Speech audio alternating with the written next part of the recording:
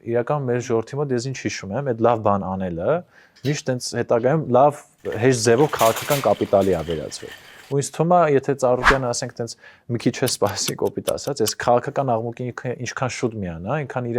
կապիտալը իջնելու, որտեվ իրականում շատ տենց ասելիք կա էլի տարբեր կողմից, ասենք ընդդիմությունը կարող է եղել, բա դու ուր էիր այսքան վաղ, իշխանությունը ասենք նոր քրեական գործեր, նոր հետաքրքիր դեպքեր, օրինակ շուտվանից Նիկոլ Փաշինյանը չի հիշում, որ Ծառուկյանը բռնարար է, կոռուպցիոներ է կամ չգիտեմ, իր ախրանիկները մարդ հենց է եւ այլն, այսինքն այդ ուղիղ համեմատական է, ինչքանով ես քաղաքականապես ակտիվ, ինչքան է քեզ խփում, ու ինչքան կարաս դու դիմանաս այդ քաղաքական տուրու դմփոցին։ Ուղղակի 21 թվականի դրությամբ ես այդ քարոզարշավը որ դիտարկում էի, նաև այսպիսի տեսակետ կար, որ իրականում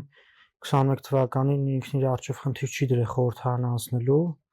ու մասնակցությունը զուտ մասնակցության համար է։ Ու քարոզարշավից էլ էր այդ տպավորությունը ստացվում, որովհետև ամեն դեպքում բավարար ֆինանսական ռեսուրսներ ուներ վստահաբար այսպես բավարար մակարդակի քարոզարշավ անցկացնելու, բայց քարոզարշավը, չգիտեմ, ասենք գրեթե ոչնչով չէր տարբերվում այն խորհրդարան չանցած մնացած ուժերի քարոզարշավներից, էլի։